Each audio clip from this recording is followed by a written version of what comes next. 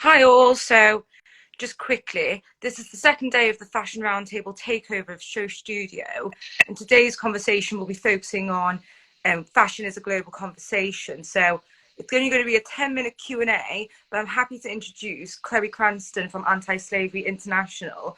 So my name's Heather, by the way. And Chloe, could you please introduce yourself? Hi, my name's Chloe Cranston. I'm the Business and Human Rights Manager at Anti-Slavery International.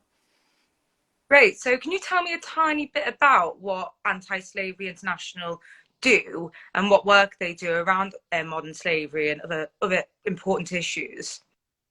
Yeah, so we're the oldest, or considered to be the world's oldest human rights organization, set up 181 years ago. We work to address all contemporary forms of slavery, and we have a particular focus on how forced labor and slavery is links to responsible business, child slavery, migration and trafficking, and a growing focus on slavery and the environment. We're headquartered in London, but we work in countries around the world as well. Great. So can you tell me a bit more about how your work links to the fashion and textiles industry? So, as Business and Human Rights Manager, I work significantly looking at how business work to prevent forced labor in their supply chains, and a lot of my focus is on the fashion industry. Currently, I'm helping coordinate a global campaign actually linked to the fashion industry and the abuses in the Xinjiang Uyghur Autonomous Region in China.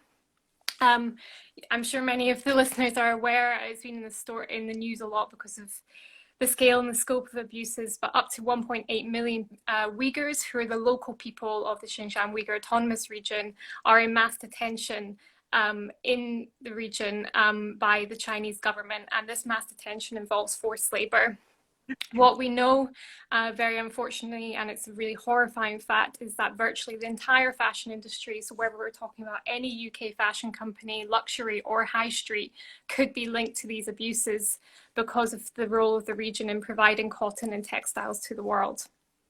Yeah, I know that a lot of the cotton that is used in our garments originates from the Xinjiang region of China, and so it really does make it very likely that actually any garments coming out of China or being produced and manufactured in China could actually have been touched by forced labor, and it's a really important issue. But also, I think it's important to highlight that when we're talking about forced labour and garment supply chains, it's often easy to think, as as maybe in UK based, that these things are happening across the world. Why does it matter to us? And it's not the case. So in Leicester, there is this summer, Labour Behind the Label done a really interesting report that found that there was instances of forced labour within the garment supply chain. So it really does go to show how close to home a lot of these problems are and how much they need to be fixed. So what do you think then, on that note, what do you think the brands need to do to become more ethical? And what commitments would you like brands to make in the future? Yeah. Just to say, no, you're definitely right. And as anti-slavery work on forced labor linked to fashion around the world, we can be talking about the UK, various European countries as well. In the UK, estimates around the number of people in modern slavery range from 10, 13,000 up to 130,000. The issue of forced labor is very, very hidden. Victims of slavery are often extremely vulnerable and afraid to report what's happening to them. And so often we do not know the real scale of the numbers. But yes, it's very true. It's in the UK. It's really in any country worth speaking about. In terms of what businesses should be doing, there's a lot that business should be doing. We as Anti-Slavery International are calling for governments to actually introduce laws that make companies legally responsible to take action to prevent human rights abuses and environmental harm in their supply chains. One of the issues right now we have is that businesses in the UK are not legally responsible to actually prevent harm in their supply chains, to prevent forced labor in their supply chains. So although we do have some businesses taking actions such as addressing the role that their purchasing practices, so how much they're actually paying to buy a product, what link that can have in driving down working standards for workers. We do have some companies taking action on that, but the vast majority are not. The vast majority are not understanding how forced labor might be happening in their supply chain and understanding how their actual own business models may be driving that. So as Anti-Slavery International, we're calling on the governments, particularly the UK and the European Union, to introduce laws that would make companies legally responsible to take these actions. In addition, on the Uyghur crisis very specifically, we've put together a call to action, which is endorsed by over 300 organizations around the world, human rights organizations and Uyghur organizations, which lays out a set of requests and demands to companies of what they must do to ensure that their forced laborers, their supply chains are not linked to that forced labor. Well, and haven't the United States considered introducing a law around not allowing cotton that comes from China, full stop, to come to the country? Or have I got that a bit wrong? If you know anything about that, I'd be interested to hear a bit more from you. And kind of, should the UK and the European Union be taking a similar approach and model to tackling forced labour that's happening in China? So the US House of Representatives passed a law which the Senate and all the other, and up to the president, need to pass as well. It's not around cotton from China, it's actually around all products from the Uyghur region. So it's any product that's made in whole or in part from products from the Uyghur region would not be allowed to be imported into the US. In terms of what we're calling for in the UK and the EU, yes, we are calling for quite comparable laws. That would mean that goods produced with forced labour couldn't be imported into the UK. But the focus there, and this goes back to your question about what the role of business is, the focus there is very much on what's happening abroad. We also need to really be focusing on what are the businesses doing themselves. So what are the British businesses doing? What are the US businesses doing? What are the European businesses doing in order to take action on this?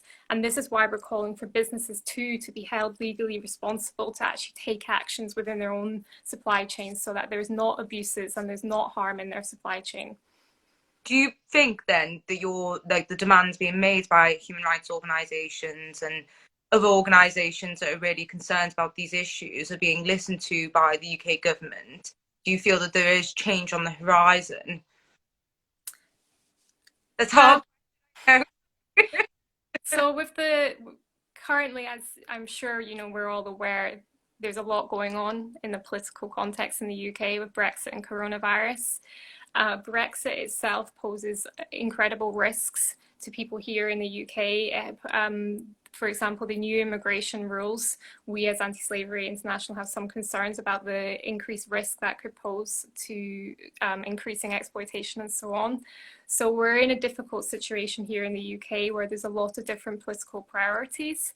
However, we really do believe that the key in order to ensure that some of the harm that's taken place during coronavirus, where we've seen businesses respond to the pandemic quite irresponsibly in a way that's actually put millions of workers around the world at greater harm.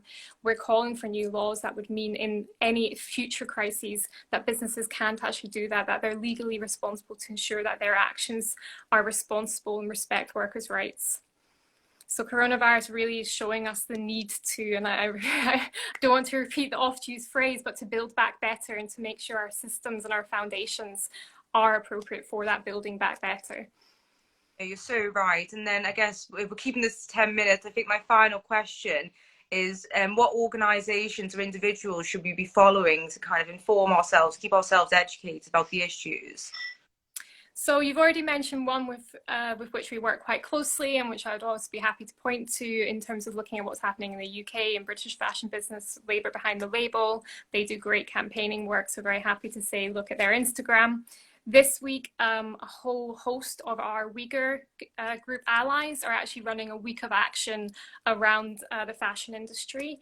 And so I would also recommend, for example, World Uyghur Congress, which are based in Berlin, but a global Uyghur-led organization, the Uyghur Human Rights Project based in the US, and Free Uyghur Now, which is a student-led Uyghur organization. They have a whole week right now of action, and so people can really get involved there. Anti-Slavery International, we're not actually involved in that week of action, but they are our partners in other work we do.